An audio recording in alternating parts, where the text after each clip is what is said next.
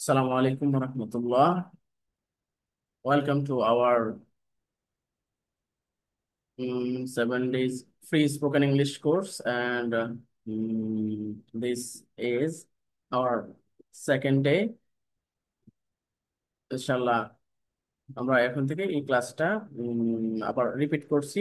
আমাদের আমরা এখান থেকে আমাদের ক্লাসটা আমরা কন্টিনিউ করছি। যারা ছিলেন না তাদের জন্য আমি একদম শুরু থেকে বলে একটু দ্রুত চলে যাব, একটু প্রপারলি একটু আপনি লক্ষ্য লক্ষ্য করবেন, তাহলেই পারবেন ইনশাল্লাহ। দেখেন, আমরা শুরুতে আলোচনা করেছিলাম সেন্টেন্স বা বাক্য নিয়ে। সেন্টেন্স কি?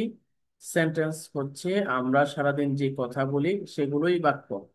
অর্থাৎ আমরা যে কথাগুলো বলি সেগুলো প্রত্যেকটাই বাক্যে বাক্যে আমরা কথা বলি। ঠিক আছে, আর সেগুলোকে ইংরেজিতে বলা হয় সেন্টেন্স।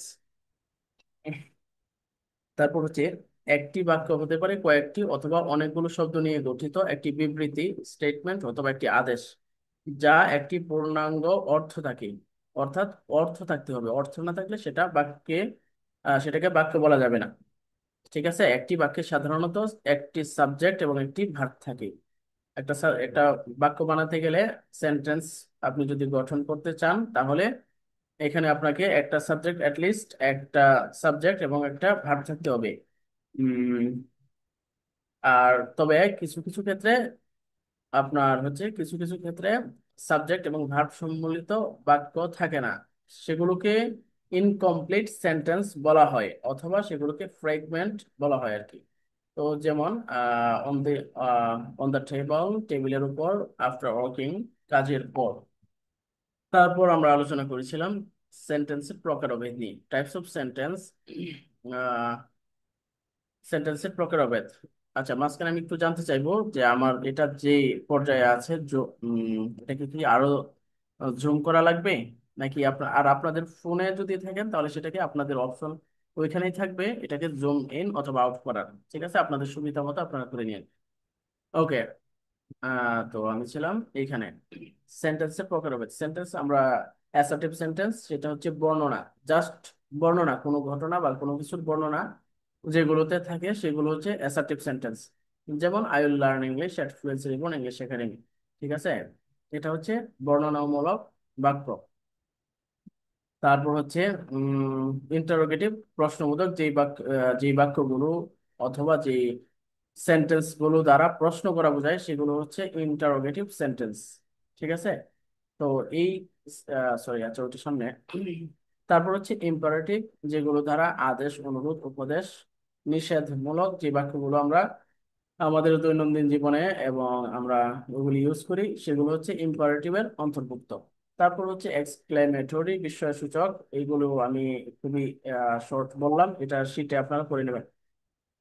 দেখেন, তারপর হচ্ছে আমরা এখন এখান থেকেই আমরা আমাদের পড়াটা আমরা বোঝার চেষ্টা করবো একটু কেয়ারফুলি। হ্যাঁ, আমরা ভার্বটা সম্পর্কে জানি সবাই, যে ভার্ব হচ্ছে যে শব্দ দ্বারা কাজ করা বোঝায়। সাধারণত যে শব্দ দ্বারা কাজ করা বোঝায় তাকে ভার্ব বলে।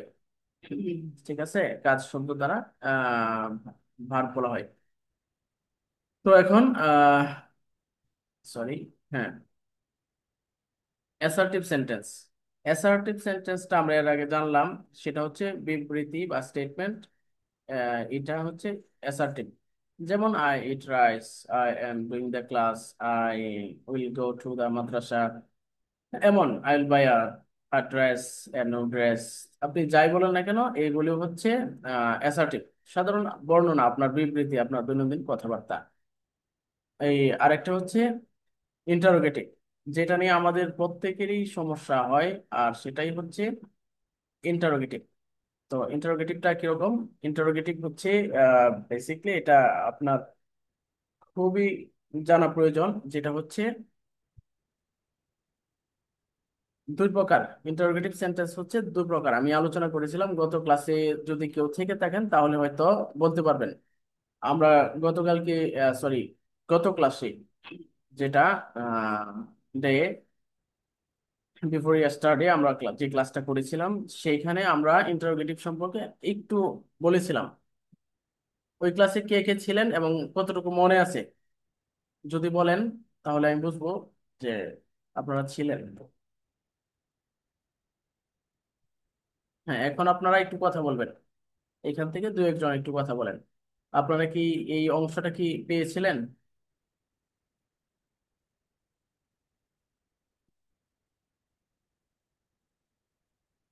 হ্যালো,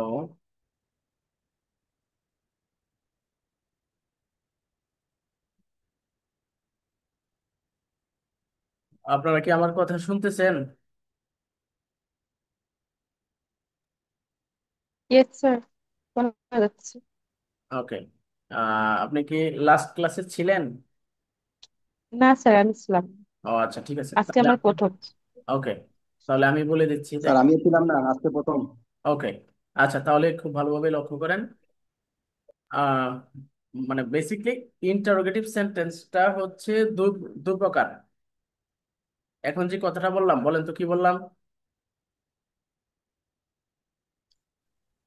ইন্টারোগেটিভ সেন্টেন্স দুই প্রকার। হ্যাঁ, এটা এটা একটু একটু রিপিট করতে হবে, আমার সাথে একটু রিপিট করতে হবে, ঠিক আছে? আমি খুব এটাকে খুব ঠান্ডা মাথায় আস্তে আস্তে বুঝাই নেবো, এবং এটাই হচ্ছে আমাদের যে সমস্যাগুলো হয়, মেইন পয়েন্ট হচ্ছে এখানেই। ইন্টারোগেটিভ সেন্টেন্স আপনি বুঝবেন, বেসিকলি ওটা হচ্ছে দু প্রকার। ইন্টারোগেটিভ আপনি এভাবেই জানেন আপাতত। তো এর মধ্যে একটা প্রকার হচ্ছে ইয়েস নো কোয়েশ্চন, যেগুলো হচ্ছে হ্যাঁ হ্যাঁ না বলে উত্তর দেয়া যায়। একটা প্রকার হচ্ছে যে প্রশ্নগুলোতে হ্যাঁ না বলে উত্তর দেয়া যায়, সেগুলোকে বলা হয় ইয়েস নো কোয়েশ্চনস। কেউ কি এটা রিপিট করে আবার বলতে পারবেন আমি যে কথাটা বললাম? ইন্টারগেটিভ সেন্টেন্সকে দুই ভাবে ব্যাখ্যা করা যায়, একটা হ্যাঁ, হচ্ছে ইয়েস আর একটা হচ্ছে নো, সরি, অথবা না বোধক। মানে ইয়েস নো কোয়েশ্চেনটা একসাথে। ইয়েস নো কোয়েশ্চেন হচ্ছে একটা প্রকার। দুই ভাগ ইন্টারোগেটিভ সেন্টেন্স হচ্ছে দুভাবে আমরা পাই, অথবা আমরা নিজেরাই বলি। তার মধ্যে একটা হচ্ছে ইয়েস নো। আর ইয়েস নো হচ্ছে যে আপনি যখন প্রশ্ন করতে যাবেন, যে প্রশ্নের উত্তরে আপনি হ্যাঁ অথবা না আশা করবেন, এটা হচ্ছে একটা প্রকার। আর আরেকটা প্রকার হচ্ছে যে প্রশ্নের উত্তরে হ্যাঁ না বলে উত্তর দেয়া যায় না, বরং এটার সাথে কোনো তথ্য বা কোনো অন্য একটা কথা দিয়ে আপনাকে উত্তর করতে হয়, কোনো একটা ডাটা দিতে হয়। আপনারা কি বুঝতে পেরেছেন এই এই ইয়াটা? জি, বুঝতে পেরেছি। ওকে। তো একটা হচ্ছে ইয়েস নো, যেটাতে আপনি ইয়েস নো বলতে পারবেন। যেমন আমি যদি উদাহরণ দিই, খুবই সিম্পল, আপনি বুঝবেন, ঠিক আছে? যেমন প্রথমে বাংলাটা বলি, দেখেন। যখন আমরা বলি আপনি কি ক্লাসে ছিলেন, তখন আপনি কি বলেন? হ্যাঁ অথবা না।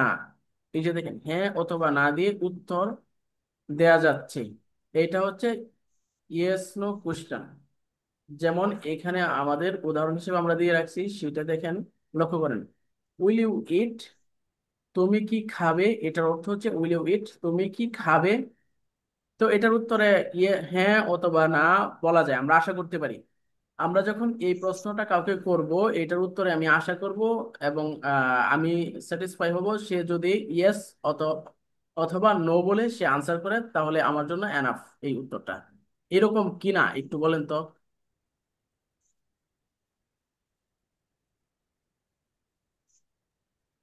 Yes sir. হ্যাঁ, এক্স্যাক্টলি। এই যে দেখেন, এখন আপনাকে আমি যে প্রশ্নটা করলাম, সেটাতেও আপনি ইয়েস বলে উত্তর দিলেন, আর জাস্ট কিছুই বলা লাগলো না। কিন্তু এখন যদি আমি বলতাম যে তুমি কখন খেয়েছিলে, আচ্ছা বলেন এই প্রশ্নের উত্তরটা, অথবা কখন খাবে, কখন খাও, অথবা কখন খেয়েছিলে, যেই টেন্সই নেন, ওইটা তখন কি আর ইয়েস অথবা নো দিয়ে আপনি আনসার করতে পারবেন, হ্যাঁ অথবা না বলে? না স্যার, হ্যাঁ, না ডাব্লিউএস স্যার। কোশ্চিন হবে। ওইখানে আপনাকে অন্য একটা, এটা এখানে উত্তর দিতে হবে, ঠিক আছে? যে আমি বাসায় ছিলাম, অথবা ওখানে ছিলাম, অথবা আমি ওখানে থাকবো, এমন কিছু আপনাকে তো এমন কিছু দিতে হবে। যে যদি আপনাকে বলি আপনি কি ক্লাসে ছিলেন, হ্যাঁ অথবা না, এই উত্তর চলে আসেন। কিন্তু যখন বলবো আপনি কোথায় ছিলেন, তখন কি আর হ্যাঁ না বলা যায়? না। হ্যাঁ, তাহলে আমরা আশা করি বুঝতে পারলাম যে এটা হচ্ছে দুটা প্রকার আমরা বুঝতে পারলাম যে প্রশ্নবোধক বাক্যগুলো দুরকম হয়। ইন্টারোগেটিভ সেন্টেন্স দুই ভাবে আমরা করতে পারবো, আর দুই ভাবেই হয় এবং দুই ভাবেই করতে হবে। ঠিক আছে, যেভাবেই আপনি বুঝেন। তো একটা হচ্ছে যে প্রশ্নের উত্তরে হ্যাঁ না বলা যায় বাংলাতে, অথবা ইংরেজিতে ইয়েস অর নো বলে আনসার করা যায়, সেটা হচ্ছে একটা প্রকার। আর হচ্ছে যেটা আরেকটা হচ্ছে ইয়েস নো বলে উত্তর দেওয়া যায় না, বরং একটা তথ্য দেয়া লাগে। আচ্ছা, এখন আমরা যদি ইয়েস নো কোশ্চেন বানাতে চাই তাহলে কিভাবে বানাবো? এটা একটা প্রশ্ন। এটা একটা আমাদের কাছে একটা প্রশ্ন, তাই না?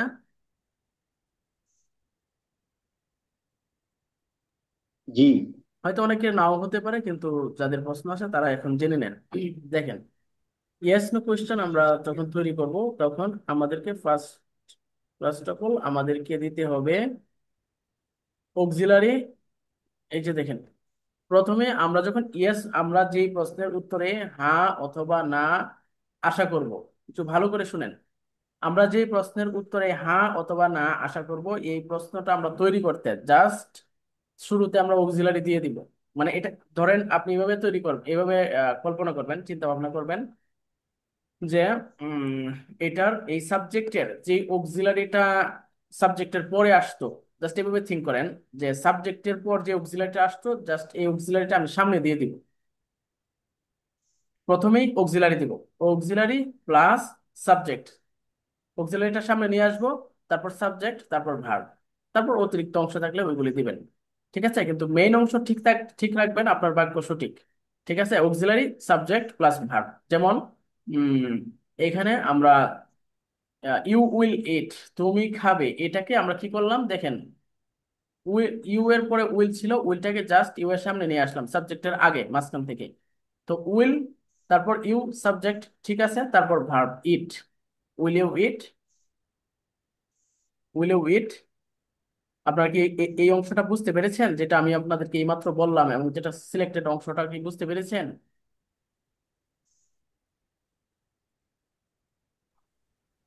জি। জি স্যার। আচ্ছা, এ বলেন তো, আমরা ইয়েস নো কোশ্চেন আমরা বানাতে গেলে আমরা কিভাবে কি ফলো করব এবং কিভাবে করব, একটু বলেন। অক্সিলারি ভার্ব আমরা ফলো করব, অক্সিলারি অক্সিলারি সাবজেক্ট প্লাস ভার্বটা ভার্ব। আগে দেব। Auxiliary subject verb, auxiliary plus subject plus verb. আচ্ছা, তাহলে আমরা যদি নেই, ধরেন এখানে উইল ইট আছে, আমরা যদি বলি উম, যে যে কোনো একটা সেন্টেন্স নেওয়া যায়, যে কোনো টেন্সই নিতে পারবেন, সমস্যা নাই। ধরেন আমরা বললাম আমি ছিলাম, হ্যাঁ, ওয়াজ আই ওয়াজ, আমি ছিলাম Dhaka, I was in Dhaka. তো এখন যদি আমি বলি আমি কি ঢাকায় ছিলাম, এখন যদি এটার উত্তর কি হ্যাঁ ওয়াজ আই। আশা করা যায়। এখন এটাকে জাস্ট আপনি অক্সিলারিটার সামনে নিয়ে যান।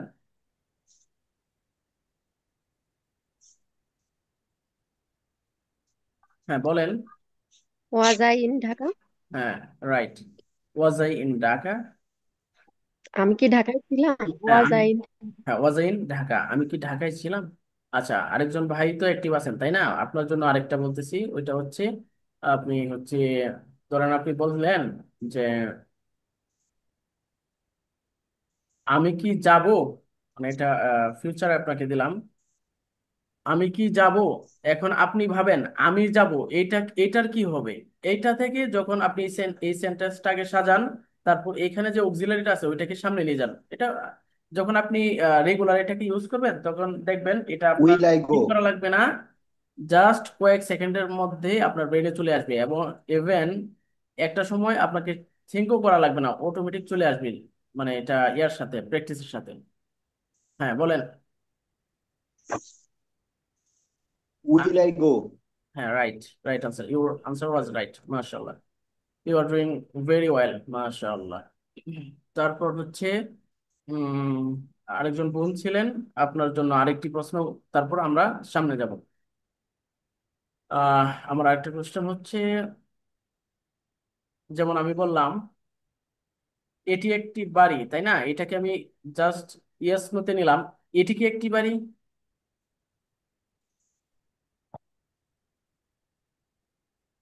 Is this স্যার a এটা house? বলা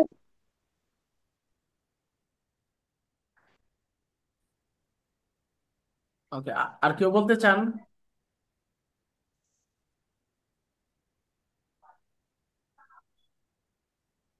ইয়েস স্যার। হ্যাঁ, তাহলে আপনি বলেন।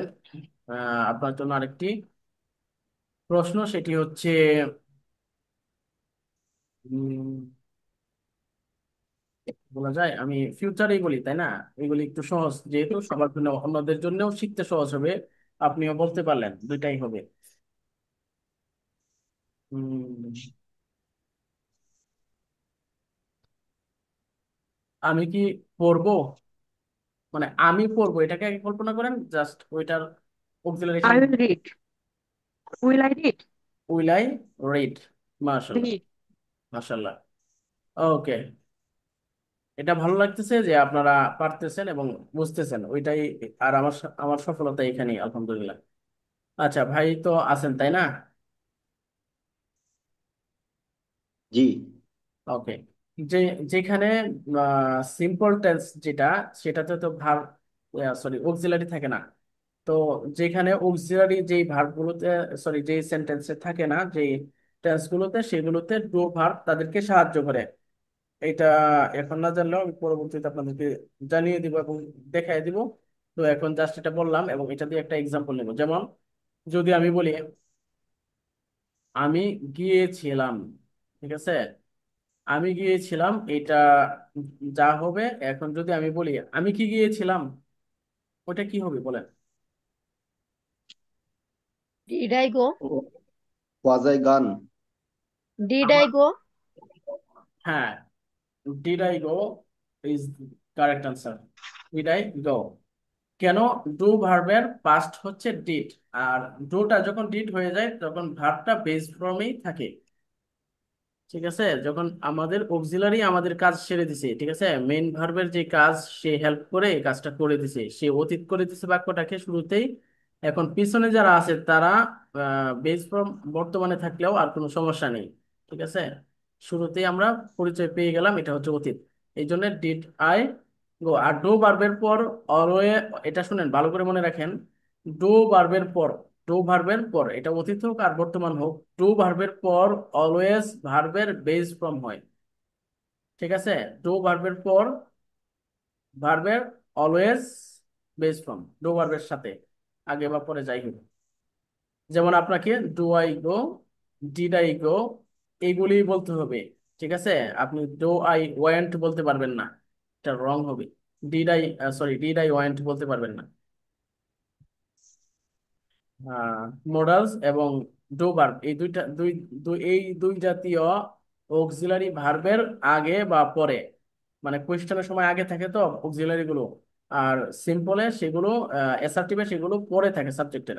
তো আগে নেন অথবা পরে নেন, মোডালস এবং ডু ভার্ব, এই দুইটা ভার্বের আগে বা পরে ভার্বগুলো, সরি, মানে সাবজেক্টের আগে হোক বা পরে হোক, কিন্তু ভার্বের বেস ফর্ম থাকবে অলওয়েজ। এটা মনে রাখেন, আর এটা তো আলোচনা হবে। আচ্ছা, উম, তারপর হচ্ছে এখানে, গল্প শুনতেছি না স্যার, বই শোনা যায়? সরি, আমি আপনার কথা বুঝতে পারিনি, আরেকবার রিপিট করলে ভালো হয়। আরেকবার বলেন।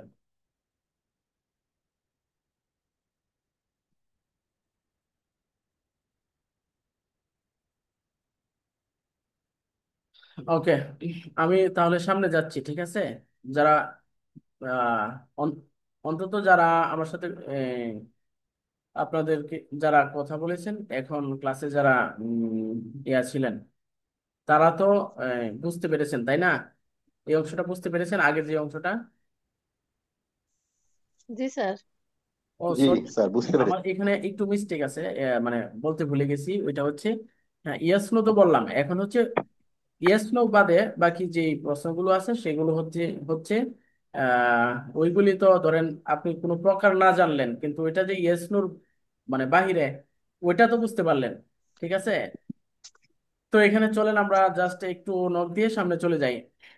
একটা হচ্ছে ইয়েস নো, আর একটা হচ্ছে যেটাতে ইয়েস নো বলা যায় না। এক প্রকার হচ্ছে ইয়েস নো বলা যায় প্রশ্ন, আরেক ধরনের প্রশ্নের মধ্যে ইয়েস নো বলে উত্তর দেওয়া যায় না, বরং একটা ইনফরমেশন আপনাকে দিতেই হবে। যেমন দেখেন, আর ওইটা তৈরি করতে গেলে অক্সিলারি সাবজেক্ট ভার্ব তো আমরা এর আগে শিখেছিলাম না, ইয়েস নোতে হচ্ছে কি auxiliary plus subject plus verb. এখন যেটাতে আপনাকে তথ্য দিতে হবে, এরকম প্রশ্ন যখন আপনি করতে যাবেন ইংরেজিতে, তখন অক্সিলারি প্লাস সাবজেক্ট বা প্লাস ভার্ব তো ঠিক থাকবে, কিন্তু এর আগে একটা WH ওয়ার্ড বসাতে হবে। ঠিক আছে?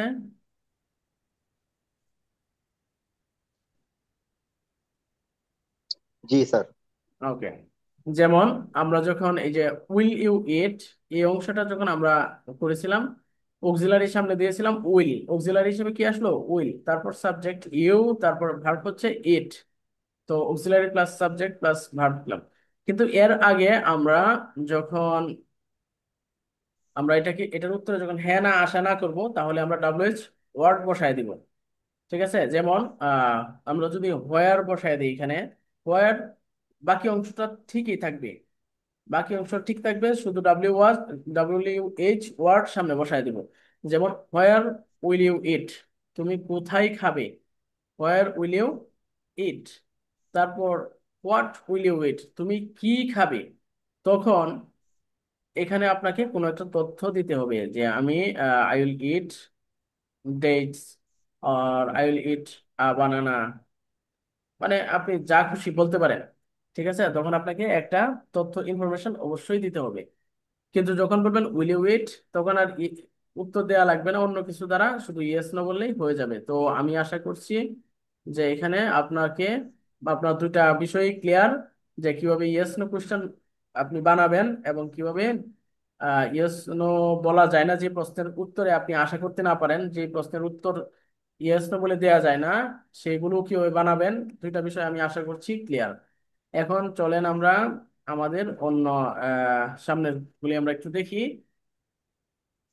এরপর আমরা চলে আসলাম, এখন ইয়েস নো বললাম, সরি, অক্সিলারি ভার্ব বললাম, ভার্ব নিয়ে আমরা কথা বললাম, কিন্তু অনেকের মধ্যে এমনও আছে আমরা ভার্ব সম্পর্কে অনেকেই পুরোপুরি ক্লিয়ার না, পুরোপুরি আমরা জানি না।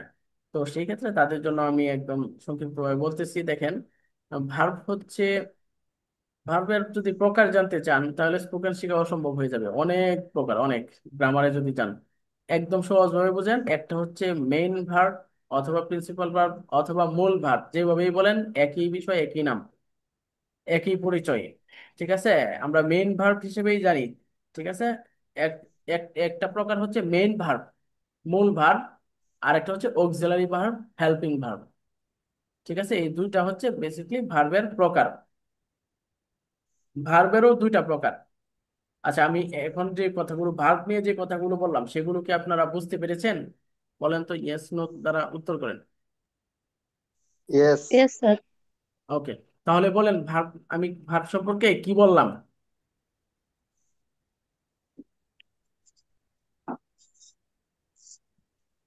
স্যার ভার্ব 4 প্রকার স্পোকেনের জন্য শুধুমাত্র। সরি, ভার্ব অনেক প্রকার, তবে স্পোকেনের জন্য অক্সিলারি ভার্ব 4 প্রকার। 4 প্রকার না ভাইয়া, দুই প্রকার। দুই আমি প্রকার। বললাম যে আপনি যদি এইভাবে জানেন আপনার জন্য এনাফ। আপনি স্পোকেনের জন্য বলে কোনো কথা না, কিন্তু স্পোকেনের জন্য আপনি মানে 2টা প্রকার হিসেবে জানলে আপনার জন্য এনাফ, সেটা বললাম আর কি। 2 প্রকার, 2 প্রকার, সেটা হচ্ছে 2 প্রকার। একটা হচ্ছে মূল ভার্ব অথবা প্রিন্সিপাল ভার্ব অথবা মেইন ভার্ব, যেভাবেই বলেন নাম একই পরিচয় একই। এটা আর কি বললাম, যে একটা হচ্ছে মূল ভার্ব আর একটা হচ্ছে সাহায্যকারী ভার্ব অথবা অক্সিলারি ভার্ব। তাহলে বলেন তো, ভার্বের কয়টা প্রকার বললাম আপনার জানলে চলবে? 2 প্রকার স্যার। ওকে, কি কি? মূল ভার্ব, অক্সিলারি ভার্ব। মূল ভার্ব, অক্সিলারি ভার্ব। আচ্ছা, হ্যাঁ, কোন কোন যেন ছিলেন একটি, আপনি বলেন, আপনারা বলেন। ভার্ব দুই প্রকার, মানে স্পোকেনের জন্য। একটা হচ্ছে মূল ভার্ব আর একটা হচ্ছে অক্সিলারি ভার্ব। হ্যাঁ, আর কেউ বলবেন?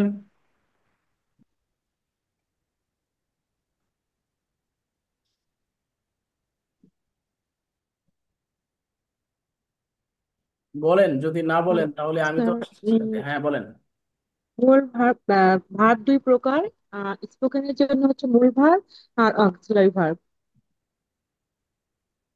ওকে, ভার্ব দুই প্রকার না, ভার্বের অনেকগুলো প্রকার, কিন্তু যখন আমি সেন্টেন্স এর পরের সেন্টেন্স গুলোতে আমি চলে যাব, পুরো প্রপারলি সেন্টেন্স মেকিং এ যখন আমি চলে যাব, তখন তো আমি বারবার বলবো সরি, মূল ভার্ব এবং অক্সিলারি ভার্ব, তখন আপনাদের সমস্যা হবে। সেই জন্য আমি বলতেছি বারবার যে এই দুইটা জানলে আপনাদের আপাতত চলবে।